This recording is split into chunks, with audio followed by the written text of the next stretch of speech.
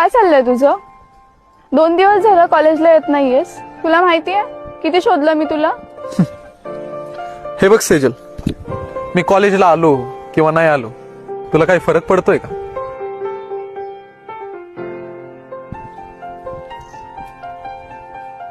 अरे मूर्ख, मैत्रीच्या नात्याने तरी फरक पडतो ना.